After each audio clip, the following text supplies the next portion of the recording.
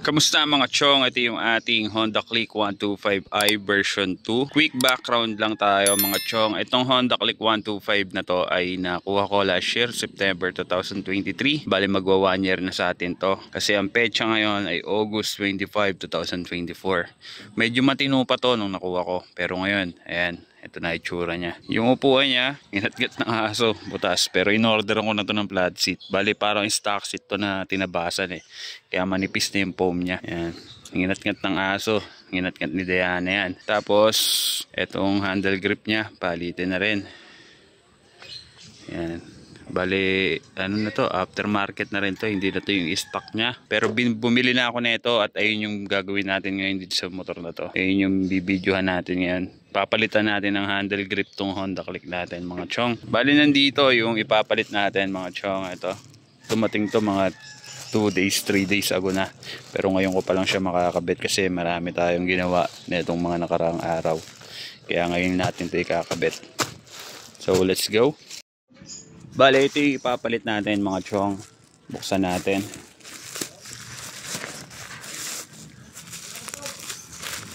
Daming balot, daming plastic, daming kalat. Marami ng kalat, pinahulog pa. Ito. Pagkatanggal natin ng balot, may balot, tapos nakabalot pa ulit.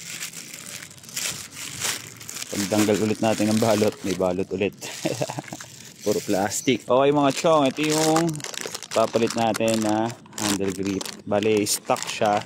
Ayan o, Honda genuine parts made in Japan. Ayan, para siyang binili ko. Para, syempre, pares bago. Grip handle, saka itong isa, grip comp throttle. Ayan, ito ang kakabit natin. Ito natin to.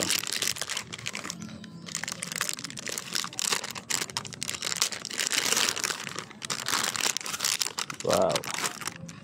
Bagong bago mga chong, parang brand new oh.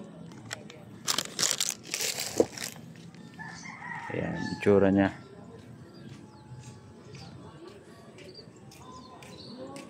Bale, ito yung sa left side. Ito namang isa.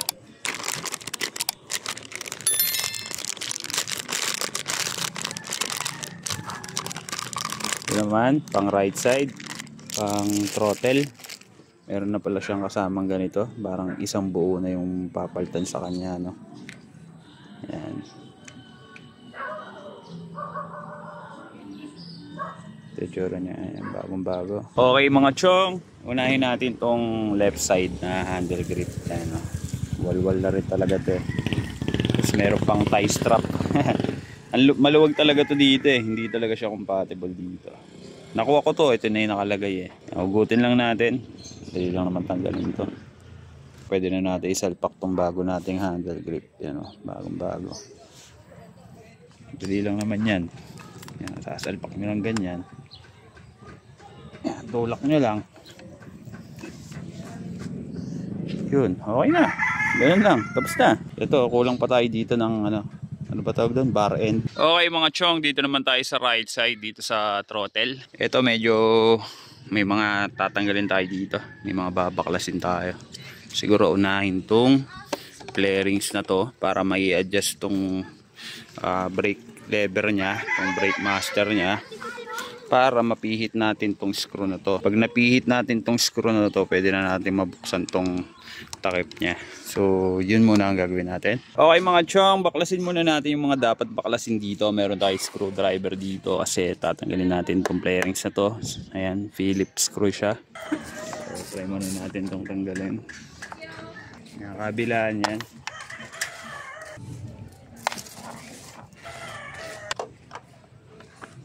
Ayan na tayo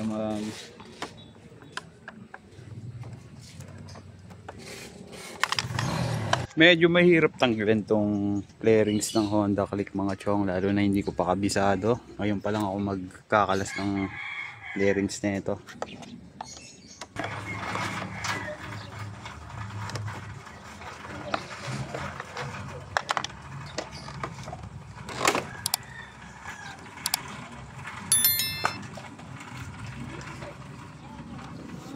Okay mga chong, tinanggal muna natin yung flarings dito. Tapos meron ditong screw, tatanggalin din natin.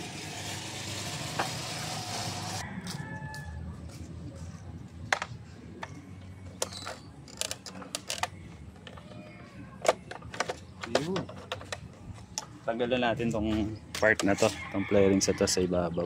Ito may mga screw dito mga chong, tatanggalin din natin.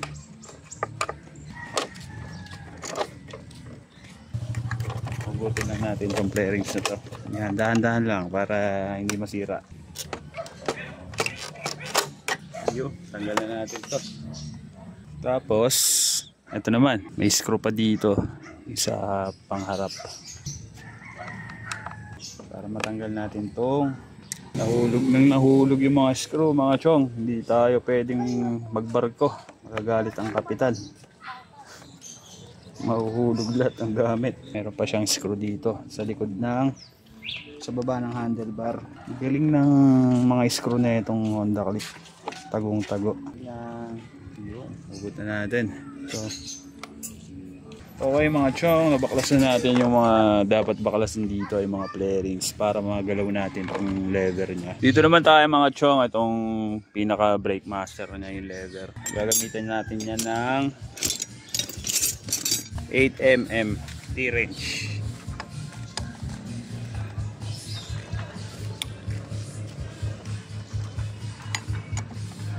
Para lang mapihit natin siya. So, ang daming babaklasin para mapihit lang tong brake lever na to, no? Kasi ito yung humaharang dun sa screw kanina. Hindi rin pala natin siya mapipihit. Kailangan pala talaga tanggalin. So, yan. Tanggalan natin yung brake lever mga chong. Okay mga chong, marami na tayong nabaklas dito. Para lang dito sa nag-iisang screw na to. Ayan. Para lang dito, marami tayong binaklas dito, mga flarings and tsaka yung brake lever dito. Tanggalin muna natin itong ano, baka mahulog. Diyan ka muna. Ito naman tatanggalin natin.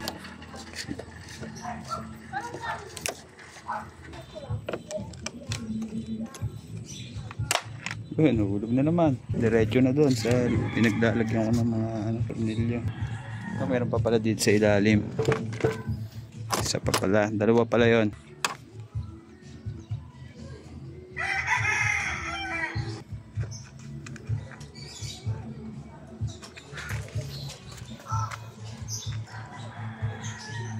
Okay mga chong, natanggalan natin yung mga screw dito. Pwede na natin hugutin itong luma niyang handle grip.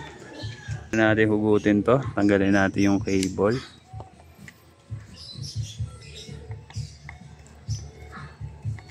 Yan. Dalawa pala yung cable niya.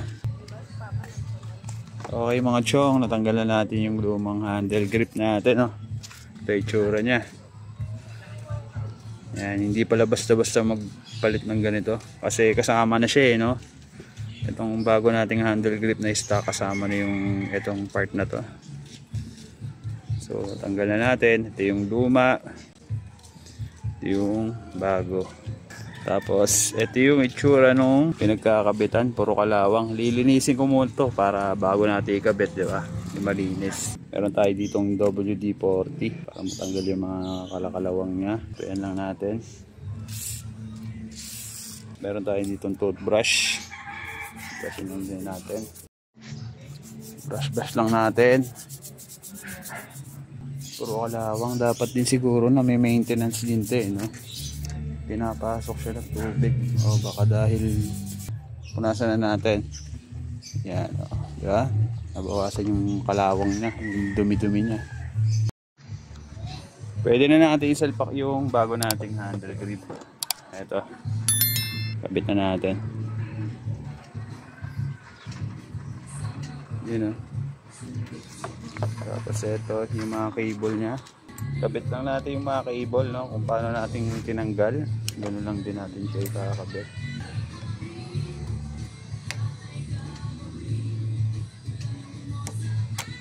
Yun, kabit na natin.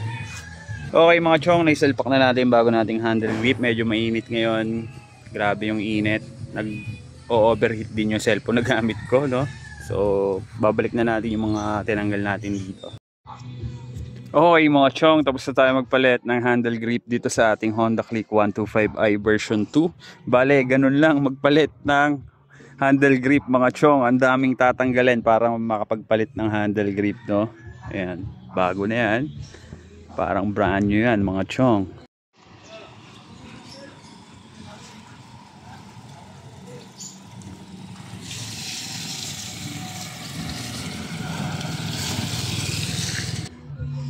So kailangan talaga tanggalin itong mga flarings na to. Ayan, para makabit to, kasi hindi mo matatanggal to nang hindi mo tatanggalin to. Hindi mo naman matatanggal tong brake lever nang hindi mo tatanggalin yung mga flarings. Kaya kailangan talaga tanggalin tong mga flarings na to. Ang unang tinanggal natin ito, pangalawa itong blue, pangatlo ito, pang-apat naman ito yung tinanggal natin yung panel para matanggal tong lever na to. Pag tanggal natin ng lever, ayun, natanggal na natin yung screw na yan. Ayan. Dahil sa screw na yan, ang dami nating tinanggal para mapalitan tong handle grip nya. So ayun mga chong, hanggang dito na itong video na to.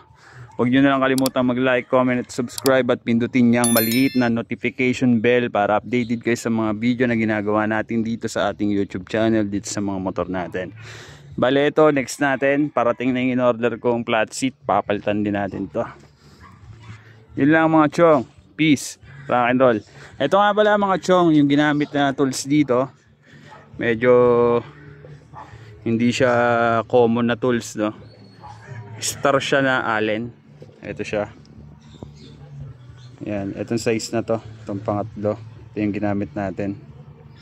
So hindi siya basta-basta matatanggal kung Allen wrench lang ang gagamitin nyo. Kailangan yung star. Yan, kailangan may ganun kayo. Tapos the rest, yun na, screwdriver, tapos 8mm na wrench dito. So yun lang, pahabol lang. So yun, kita it's next video mga